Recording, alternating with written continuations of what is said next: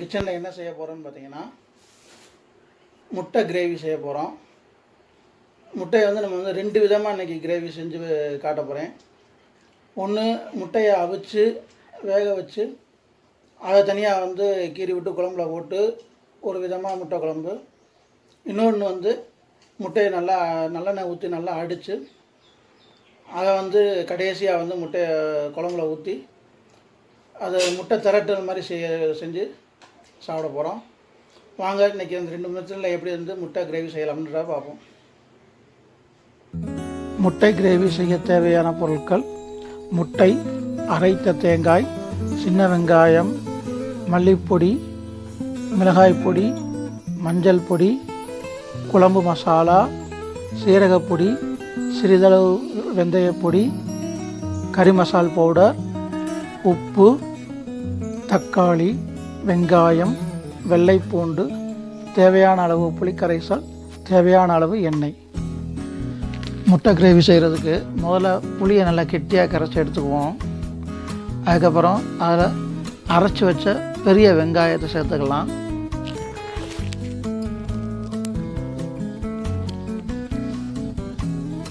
இப்போ பெரிய வெங்காயத்தை சேர்த்தாச்சு. அடுத்து வேறு என்ன சேர்க்கலான்னு பார்ப்போம். கொஞ்சோண்டு மஞ்சத்தூள் எடுத்துக்குவோம். மஞ்சத்தூள் ஒரு 1/4 ஸ்பூன் அதில் சேர்த்துக்கலாம். மஞ்சத்தூள் சேர்த்தாச்சு. அடுத்து ஒரு 2 ஸ்பூன் மிளகா பொடி சேர்த்துக்குவோம்.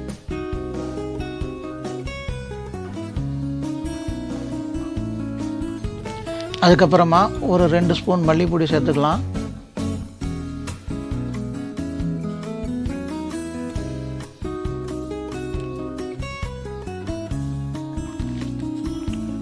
அப்புறம் மல்லிப்பொடி சேர்த்தாச்சு. அடுத்தது குழம்பு மசாலா ஒரு 2 ஸ்பூன் குழம்பு மசாலா சேர்த்துக்கலாம்.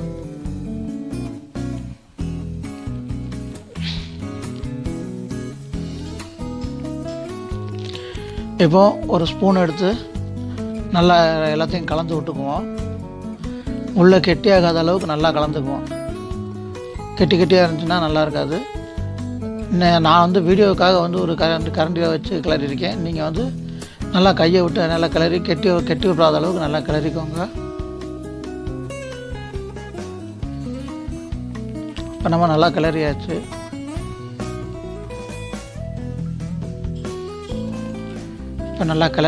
அடுத்து என்ன பண்ணாலும் தேங்காய் கொஞ்சம் சேர்த்துக்கோங்க. அதில் அரைச்சி வச்ச தேங்காய் கொஞ்சம் சேர்த்துக்கோங்க. அப்புறம் தேவையான அளவு உப்பு, ஒரு அரை ஸ்பூன் அளவுக்கு உப்பு சேர்த்துக்கலாம். இதையும் நல்லா கலந்து விட்டுருவோம்.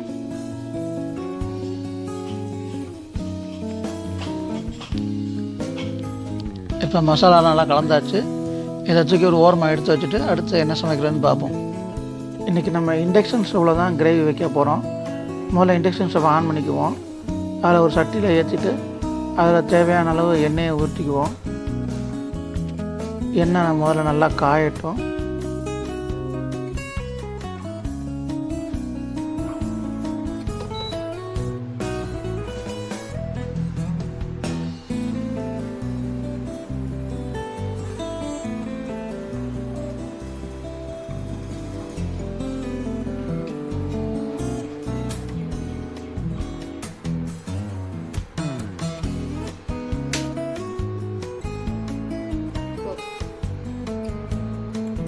எண்ணெய் நல்லா காஞ்சிருச்சு. இப்போ ஒரு அரை ஸ்பூன் சீரகப்பொடியும் ஒரு 1/4 ஸ்பூன் வெந்தயமும் சேர்த்துக்குவோம்.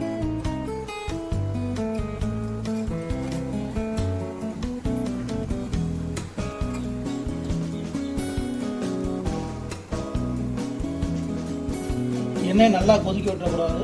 ஒரு 3/4 கொதிக்கும் போது அந்த பொடியை போட்டுருந்தோம்னா கறியிடும்.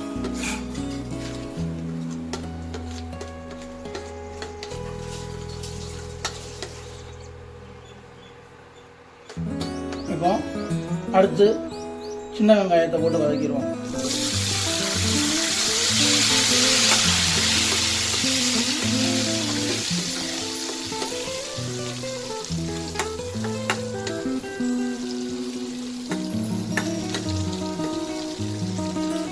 அடுத்து கொஞ்சம் வெள்ளைப்பூடு சேர்த்துப்போம்.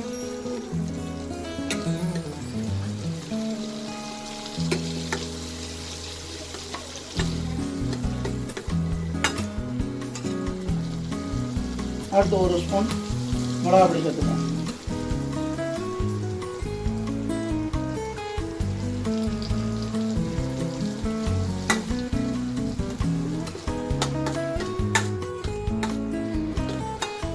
மிளகாய் பொடி எதுக்கு சேர்த்துருக்கோம் அப்படின்னு பார்த்தா, நமக்கு ஒரு நல்லா கலரிங் கிடைக்கும். குழம்பு நல்லா முடிச்சு வரும்போது ஒரு நல்லா ரெட் கலராக வந்து பார்க்குறதுக்கு ரொம்ப அழகாக, குழம்பு அழகாக இருக்கும். அதுக்காக தான் சேர்க்குறோம், வேறு எதுவும் கிடையாது.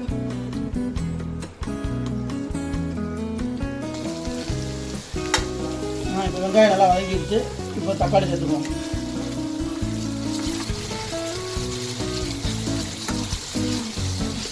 தக்காளி நல்லா வதங்கிக்குவோம். இப்போ நல்லா தக்காளி வதங்கிடுச்சு. இப்போ நம்ம முதல்ல கரிச்சு வச்ச அந்த கரைசலை வந்து இதில் சேர்த்துக்குவோம். புளி கரைசலை நம்ம சேர்த்து வச்சதான் சேர்த்துக்குவோம்.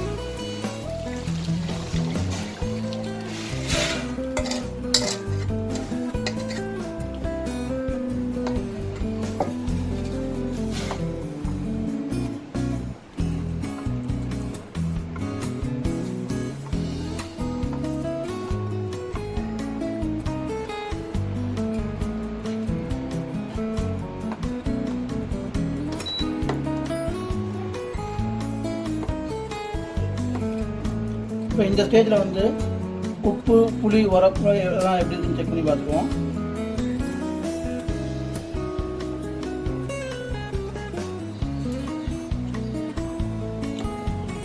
இதெல்லாம் கரெக்டாக இருக்குது. இப்போ இதுமாரி எதுவும் அடிஷனலாக சேர்க்க தேவையில்லை. நல்லா குழம்பு நல்லா கொதிக்க வைக்குவோம். நல்லா மூடி போட்டு ஒரு 5 நிமிஷம் நல்லா கொதிக்க வைப்போம்.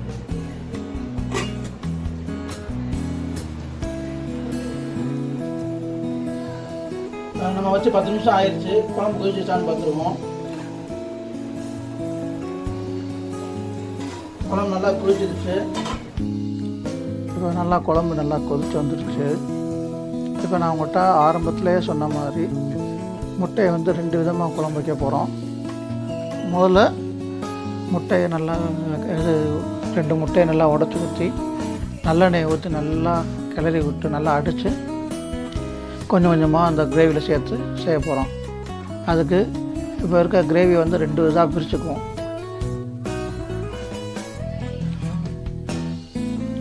இப்போ ஒரு பாதியை வந்து அடுப்பில் ஏற்றிக்குவோம். இப்போ 2 முட்டையை எடுத்து அதில் நல்லெண்ணெய் விட்டு நல்லா அடித்து விட்டுக்குவோம்.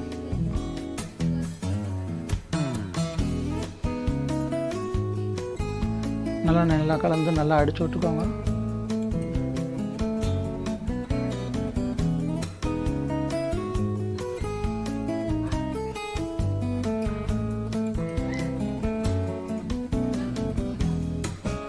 நல்லா நல்லெண்ணெயோட கலந்து விட்டாச்சு. இப்போ கொஞ்சம் கொஞ்சமாக அந்த கிரேவியில் சேர்த்து எப்படி அந்த முட்டை குழம்பு செய்யலான்னு பார்ப்போம். பாருங்கள்.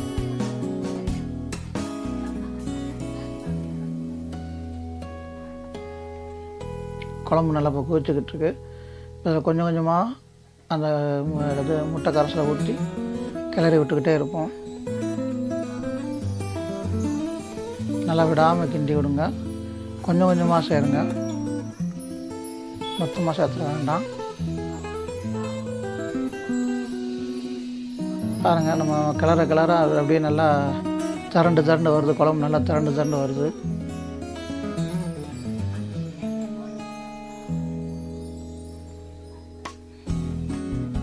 இப்போ சூப்பரான ஒரு முட்டை குழம்பு ரெடி ஆயிடுச்சு. பாருங்கள் எவ்வளோ நல்லா இருக்குன்னு.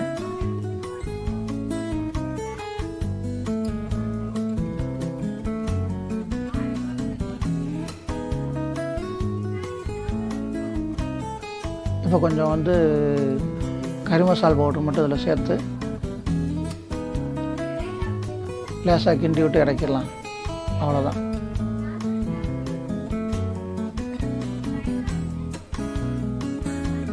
இப்போ இந்த முட்டை குழம்பு ரெடி ஆகிடுச்சு. இதில் வந்து கொஞ்சம் புதினா கொத்தமல்லி போட்டு இறக்கிடலாம். அடுப்பை விட்டு இறக்கிடலாம்.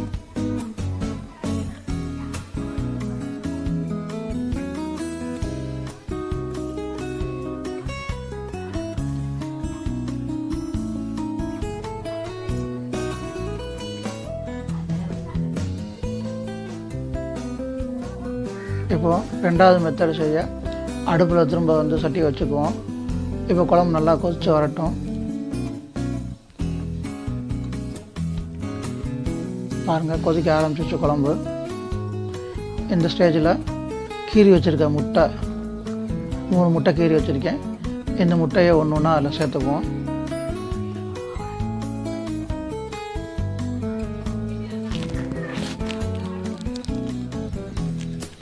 இப்போ இந்த முட்டையை சேர்த்ததுக்கப்புறம் கொஞ்சம் லேசாக கிளறி விட்டுக்குவோம்.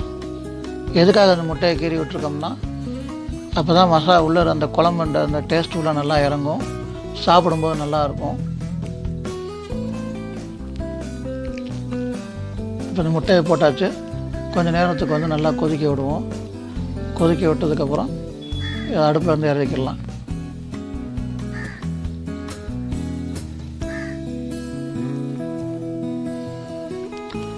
இப்போ குழம்பு நல்லா கொதிச்சு வருது.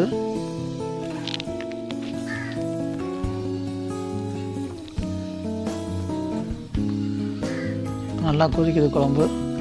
பாருங்கள், அந்த உள்ள மசாலா எப்படி நல்லா இறங்கியிருக்குன்னு பாருங்கள். இப்போ இந்த ஸ்டேஜில் கொத்தமல்லியை தூவி இறக்கிடலாம்.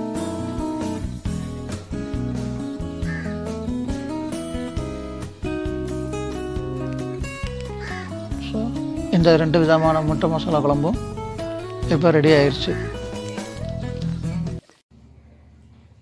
இன்றைக்கி நம்ம கிச்சனில் 2 விதமாக வந்து முட்டை குழம்பு செஞ்சோம். 2மே நல்லா சூப்பராக வந்திருக்கு. ஆனால் இன்றைக்கி நான் அதை டேஸ்ட் பார்க்க போகிறது கிடையாது. ஏன்னா முட்டை குழம்பு நான் சாப்பிட மாட்டேன். முட்டை வந்து எனக்கு ஒத்துக்காது. அதனால் நான் முட்டை சாப்பிட்றது கிடையாது. இதுக்கு பதிலாக வந்து நம்ம பக்கத்துக்கு நண்பர் ஒரு அண்ணன் இருக்காங்க. அவங்க தான் இந்த முட்டையை குழம்பு சாப்பிட்டு பார்த்துட்டு நமக்கு எப்படி இருக்குது அப்படின்ற டேஸ்ட் எப்படி இருக்குன்றதை ரிவ்யூ பண்ண போகிறாங்க. இப்போ வாங்க அண்ணனுக்கு சாப்பிட வச்சு எப்படி இருக்குன்னு டேஸ்ட் பார்த்துக்கலாம்.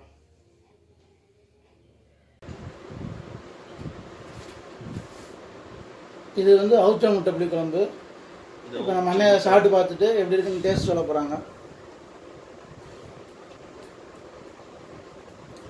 நல்லா கருப்பையாக இருக்குது. மசாலா உள்ள இறங்கியிருக்காங்க, நல்லா உள்ள இறங்கிருக்கு. சாப்பாடோட சாப்பிடும்போது ரொம்ப அருமையாக இருக்குது. சத்தமாக பேசுங்க, அப்போ கேட்குங்க. நல்லா அருமையாக இருக்குது. அதாவது எப்படின்னா, இந்த மாதிரி ஒரு முட்டை குழம்பா நான் சாப்பிட்டதே கிடையாது. வாழ்நாளில் சாப்பிட்டது கிடையாது. ஆமாம். அதாவது நீங்கள் வந்து அதோடைய அந்த அந்த சேர்த்துருக்க பொருள் அந்த எல்லாமே நல்லா இருக்குது. இன்னும் ஒரு தட்டு சாப்பிடலாமான்னு ஒரு ஆசையாக இருக்குது. ஒரு வாய் தானே சாப்பிட்ருக்கீங்க, அதுக்குள்ளே அவ்வளோ இல்லை. இன்னும் வந்து எனக்கு பார்த்தீங்கன்னா இன்னொரு தட்டு ரெடி பண்ணி கொடுத்தா கூட சாப்பிட்ருவேன். நிறையா இருக்கு, நீங்கள் சாப்பிடுங்க, எவ்வளோ பிரச்சனை இருக்கு. நண்பர்கிட்டே நான் இந்த மாதிரி விஷயத்தை நான் சொல்கிறேன் எல்லாட்டையும். இந்த டேஸ்ட் நல்லா இருக்குன்னு சொல்லி கண்டிப்பாக இதை ஃபாலோ பண்ணுறேன். இது எப்படி நீங்கள் செய்கிறீங்கன்னு சொல்லி எனக்கு சொல்லி கொடுத்துருங்க. நான் எங்கள் வீட்லேயும் நான் சொல்லிடுறேன். சரிங்களா? நல்லா இருக்கு, ஒன்றும் பிரச்சனை இல்லை. யூடியூப்ல அப்லோட் பண்ணியிருக்கேன், பாருங்கள். பார்த்துட்டு அதே மாதிரி ட்ரை பண்ணி பார்த்துட்டு எப்படி இருக்குன்றா யூடியூப்லேயே கமெண்ட் பண்ணுங்கள். ஓகே.